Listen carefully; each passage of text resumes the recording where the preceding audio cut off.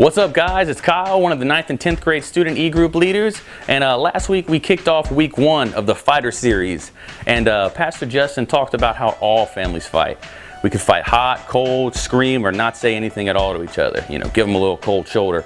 But we've got to do is fight against that natural urge we have to get annoyed. We've got to really strive to honor our parents. The Bible says that if we honor our parents, that we will have a longer and better life.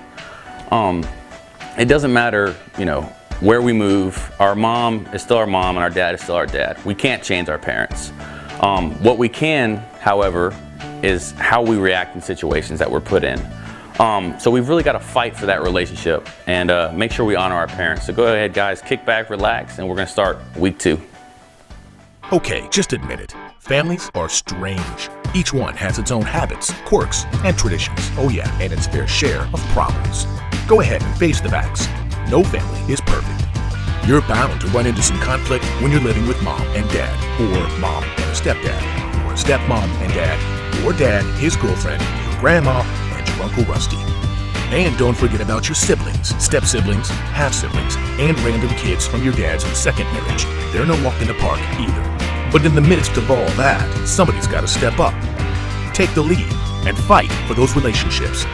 Fight for honor. Fight for peace. Fight for acceptance. In your family, you can choose to be the fighter.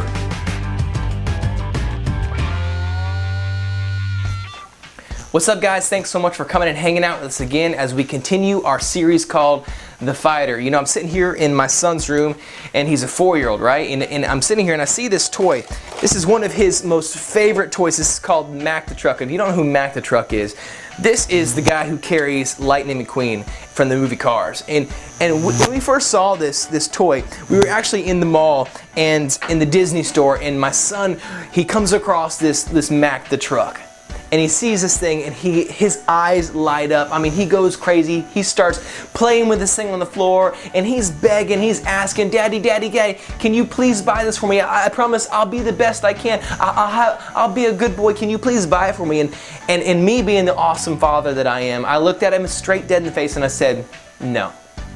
I mean, we didn't have the money for it, you know, it was expensive, but the real reason of why I didn't buy it is because 2 months later, it was going to be Christmas, and I knew it was going to be Christmas, and I knew that his grandmother was going to be buying him this exact toy, and it was going to be under the Christmas tree. Well, all he could think of in that moment was, man, my dad is just probably awful, right? I mean, he probably thought, I'm the worst dad ever, I won't buy him anything, I don't love him, all these things. But the reality is I knew something more than he knew. I knew something better than he knew. I knew that he was actually already going to get this toy. And it got to me thinking about this. You know, I began to think about all arguments, all fights that we have with our parents start because of one reason. And that reason is this: we don't get our way. Either we're not getting our way or our parents are not getting their way, but all arguments and all fights and all conflicts start because of one reason, and that's because we are not getting our way. Well, what does the Bible have to say about this? Well, if we turn to Malachi 4 in verse 6, it actually is the last verse. This is the last verse of the Old Testament, and before, it's right before there's going to be silence from God for 400 years. God is not going to be heard from for 400 years, and this is the last sentence in the Old Testament that we hear from God. Malachi actually means messenger, and Malachi was a messenger from God, and so God sends Malachi to say this one thing, and he says this: He will turn the hearts of the fathers to their children, and the hearts of their children to the fathers, or else I will come and strike the land with a curse. So, before God's going to be silent for 400 years, He leaves us with one statement, and that is, He wants parents and children to turn their hearts towards each other. Why is this? I believe it's because of one reason. I believe when we turn our hearts towards our parents, we turn our hearts towards God. God's going to be gone, or silent at least, for 400 years. And He knows if I want to keep my people close with me, then I've got to get them close with each other. So when we turn our hearts towards our parents, we turn our hearts towards God. And so how do we turn our hearts towards our parents? We got to consider their needs above our own. We got to prioritize our relationship with them and let them know that our relationship with them is more important than the thing that we want at that moment. And we can't just fight and fight and fight and conflict until we get our way.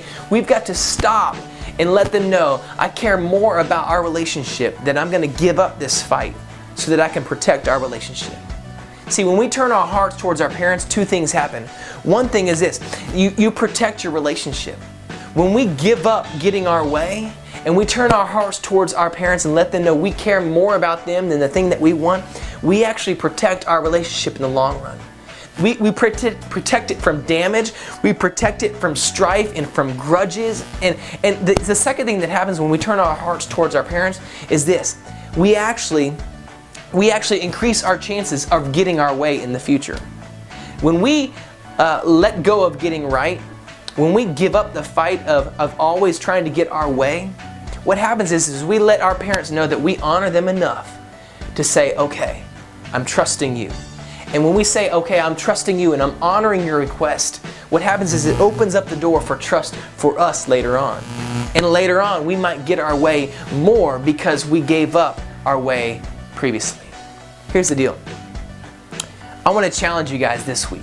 I want to challenge you, if you come to a place where you're in an argument with your parents, or there's a conflict that's happening, or there's a disagreement, or there's a place where you're not getting your way, I want to challenge you to do a couple things. I wrote down a couple things, and this is what I wrote down. I want to challenge you guys to do this. I want to challenge you to start listening.